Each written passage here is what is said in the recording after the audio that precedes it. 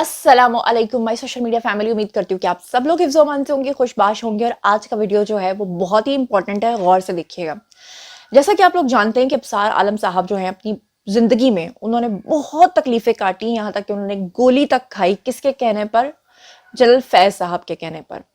और इस कदर तकलीफें सहने के बावजूद भी, और जिस तरह से उनकी कैरेक्टर असैसिनेशन की गई, जिस तरह से उनको उनके ओहदे से निकाला गया, जिस तरह से उनको कहा गया कि मुल्क छोड़ के भाग जाओ, इतनी तकलीफें सहने के बाद आखिरकार उनका सब्र जो है वो रंग लाया और वो वक्त भी आया कि आज वो सुप्रीम कोर्ट में जाके जनरल फैज के खिलाफ जो है वो बात कर रहे हैं, वो गवाही दे रहे हैं और वो कलमा पढ़ के गवाही दे रहे हैं।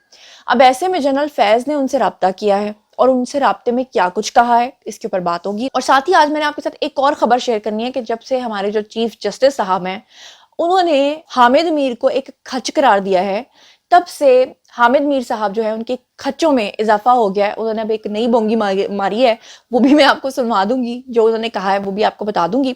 और तीसरे नंबर पे परवेज खटक ने इमरान खान को कहीं का नहीं छोड़ा। अब वो आपको पता है कि इमरान खान साहब जो हैं वो जूम मीटिंग्स में अपने जो खास लोग होते थे उनके साथ जो अंदर के खुफिया प्लान्स शेयर किया करते थे, वो लोग तो पार्टी छोड़ के चले गए हैं। तो अब वो क्या करते हैं कि वो कहते हैं ना, अपने ही गिराते हैं नशे मन पे बिजलियां। तो वो अंदर की बातों को लीक कर रहे हैं, वो बता रहे हैं कि क्या क्या कुछ ये हमें कहते थे और क्या क्या कुछ करते थे। अब की बार परवेज खटक ने कौन सी समझ लें कि उनके ऊपर वार किया है और उनकी कौन से राज को लीक किया, उसके ऊपर भी बात करेंगे। लेकिन उससे पहले वो खच्चों के खच ऑफ द ईयर जिसे कहते हैं ना, वो है जी मोईद पीरजादा। यानी पीटीआई के सपोर्टर्स जो हैं, ये सहाफ़ी, देखें सहाफ़ी का काम होता है खबर देना। खबर सही है या खबर गलत है, हो सकता है गलती का एहतमाल हो, लेकिन इट डजंट मीन कि आप किसी के ऐसे स्पोक्स पर्सन बन जाओ कि आप झूठ को सच और सच को झूठ पे, यानी आप उस पर डट जाओ। यहां तक कि आप कहो कि मेरा कौवा सफेद है, चलो जी ठीक है आपका कौवा सफेद है, लेकिन अगर आप पूरी दुनिया के पीछे पड़ जाओ कि सफेद कौवे को आपने जो ना, काले कौवे को आपने सफेद ही कहना है, तो फिर आप क्या करोगे? अब ये जो खच्चों का खच एक इंतहाई बेगैरत इंसान है जिसका नाम मोईद पीरजादा है। अफसोस के इदारों ने इसको यहाँ पे रखा पाला। ये अपने ही इदारों के पीठ में छुरा घोंप रहा है। अमेरिका में बैठकर पाकिस्तान की रियासत के खिलाफ बदतरीन प्रोपेगेंडा करता है। और अब की बार ये क्या झूठ बोल रहा है, ये जनरल आसिम मुनीर के ऊपर इतना घिनौना इल्जाम लगा रहा है। और इल्जाम ये लगा रहा है कि जनाब जो आसिम मुनीर हैं, इनकी डील हुई नवाज शरीफ के साथ और नवाज शरीफ ने ये कहा कि जी आप जो है इमरान खान को मरवा दें। और आसिम मुनीर जो है उन्होंने जो प्लान शेयर किया नवाज शरीफ के साथ, नवाज शरीफ ने उसको रिकॉर्ड कर लिया। और रिकॉर्ड करने के बाद जब आसिम मुनीर ने उसके ऊपर अमल नहीं किया तो नवाज शरीफ ने उनको ब्लैकमेल किया। और ऐसी ऐसी बकवास, ऐसा ऐसा झूठ के बंदा सर पकड़ के कहता है कि यार मैं बंदा लाल जुत्ती मारे एक, वो कहते हैं मारे 100 तो गिने एक। इनके साथ ना वो हशर नशर ये अमेरिका में बैठकर समझते हैं कि जनाब जी हमने वहां पे पॉलिटिकल असाइलम लिया हुआ है तो शायद हम बच जाएंगे। लेकिन याद रखिएगा कि मारखोर जो है ना वो किसी को छोड़ते नहीं होते, मारखोर सिर्फ नोट करके रखते हैं, फिर वक्त सबका आता है। क्या बकवास कर रहे हैं ये? माजरत चाहती हूँ मैं, आज बहुत, वो पंजाबी में कहते हैं ना, अक्की और सती हुई हूँ। पता गुस्सा आ रहा है मुझे कि इस तरह ये लोग घटिया। कहते हैं कि कुत्ता भी जो है ना किसी की अगर घर की हड्डी भी चूस लेगा ना तो वो उसका भी वफादार बन जाता है, वहां पे दुम हिलाता है। ये किस तरह के लोग हैं? ये कितना झूठ बोलते हैं, ये कितने गलीज हैं। क्या कह रहे हैं जरा ये सुनिए।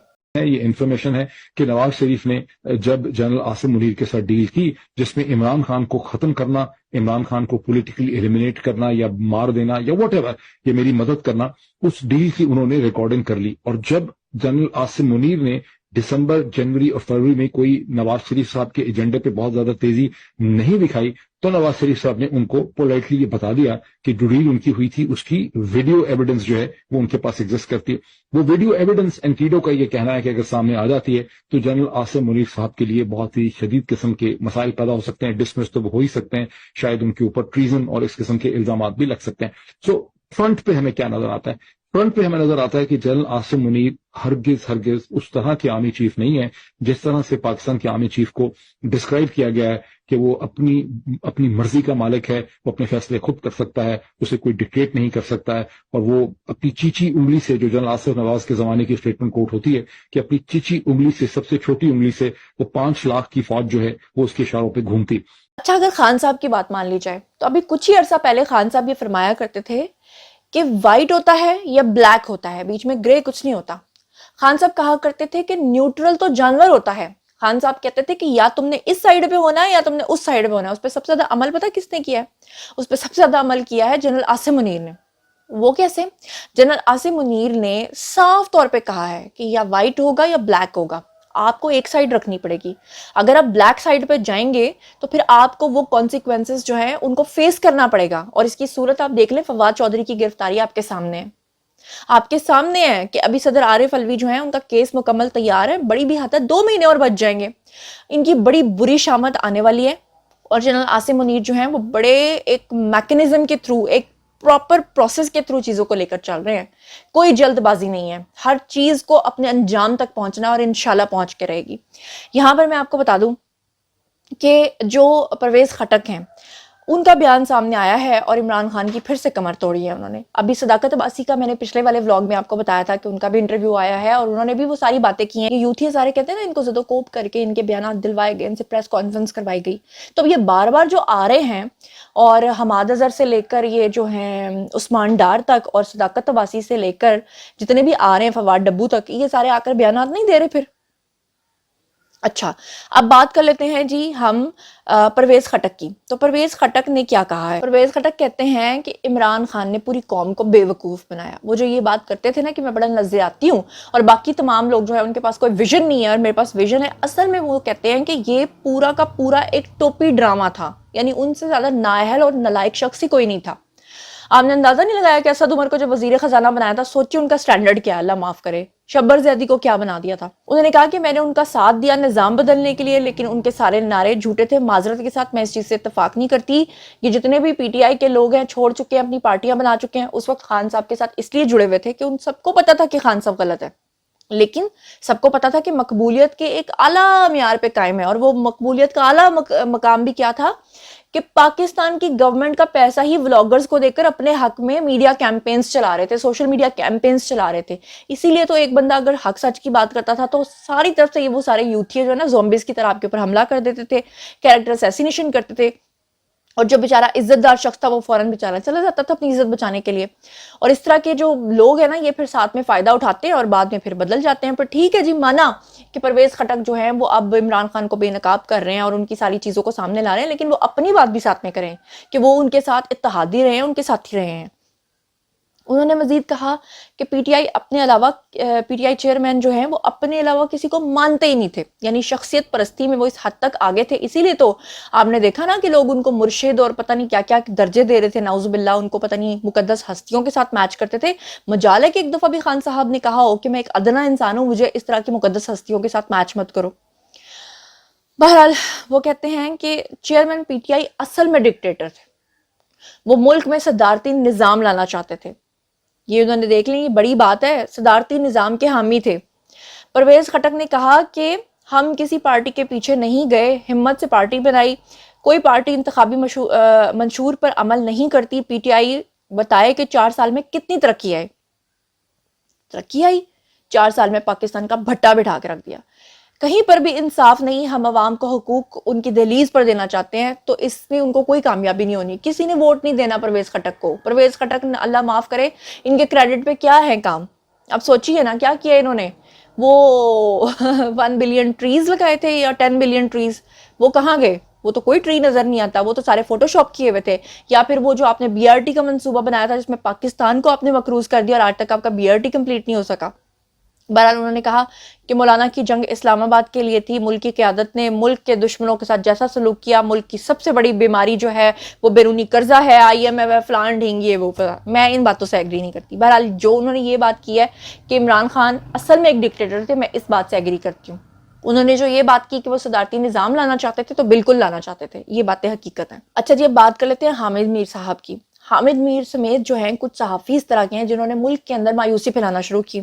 انہوں نے کہا کہ 8 فروری کو جو اعلان ہوا ہے کہ پاکستان کے اندر الیکشنز ہوں گے وہ کوئی نہیں ہوں گے, وہ آگے اور ڈیٹس بڑھ جائیں گی, یہ ہو جائے گا, وہ ہو جائے گا. اس کے اوپر جو جسٹس قاضی فائز عیسیٰ ہیں انہوں نے 2 ٹوک بیان دیا. انہوں نے سپریم کورٹ میں ان کی آتما رول کے رکھ دی سب کی. انہوں نے کہا کہ وہ تمام صحافی جو میڈیا یا سوشل میڈیا کے اوپر بیٹھ کر اگر مایوسی پھیلائیں گے تو ان کو ان کانسیکوینسز کا سامنا کرنا پڑے گا. اور جو جسٹس قاضی فائز عیسیٰ انہوں نے یہ بھی کہا کہ جس کسی کو مایوسی پھیلانی ہے تو گھر جا کے اپنی بیویوں کے ساتھ روئیں. اس کی جو تکلیف ہے نا وہ حامد میر صاحب کو بہت زیادہ ہوئی، کیونکہ حامد میر صاحب ہی سمجھ لیں آگے آگے بڑھ کے یہ ساری باتیں کر رہے تھے، پھر تنقید کرنا شروع کر دی۔ اب حامد میر صاحب جو ہیں انہوں نے پریڈکشن کرنا شروع کر دیا الیکشنز کے بارے میں، 2024 کے بارے میں انہوں نے ایک پورا پلان جو ہے وہ بتا دیا ہے کہ ایسا ایسا ہوگا۔ وہ تو جب ہوگا تو پتہ چلے گا، اس سے اتفاق کرنا نہ کرنا آپ کی مرضی ہے، میرا کام ہے جی خبر آپ کو دینا، لیکن حامد میر کہہ کیا رہے ہیں خود ہی سن لیجیے۔ جو 2024 کا الیکشن ہوگا اس میں صرف -1 نہیں ہوگا، اس میں -2 یا -3 بھی ہو سکتا ہے، کچھ اور لوگ ہیں وہ بھی مائنس ہو جائیں گے، ہو سکتا ہے کہ ان کو ڈسکوالیفائی نہ کیا جائے، وہ الیکشن ہار جائے یا ان کو الیکشن ہروا دیا جائے۔ تو اس الیکشن کا جو رزلٹ ہے وہ 2008 کے الیکشن سے ملتا جلتا ہوگا، کیونکہ 2008 میں الیکشن کو کریڈیبلٹی دینے کے لیے جو 2002 کی جو ونر پارٹی تھی کاف لیگ، اس کے اہم لوگوں کو ہروایا گیا۔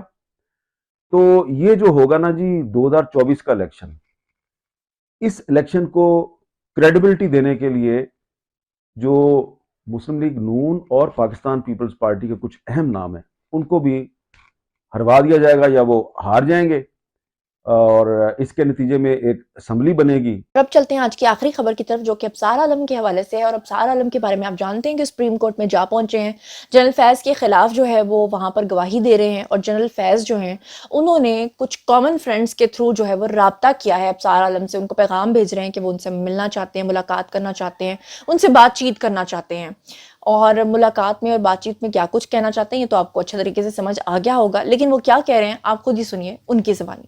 دیکھیے میرے کچھ دوست ہیں بہت قریبی، ان کو انہوں نے کئی بار کہا ہے کہ وہ ملنا چاہتے ہیں ان سے، مجھ سے نہیں۔ تو وہ میرے دوست اتنا میرے قریب ہیں کہ سمجھیں کہ کوئی فرق نہیں ہے۔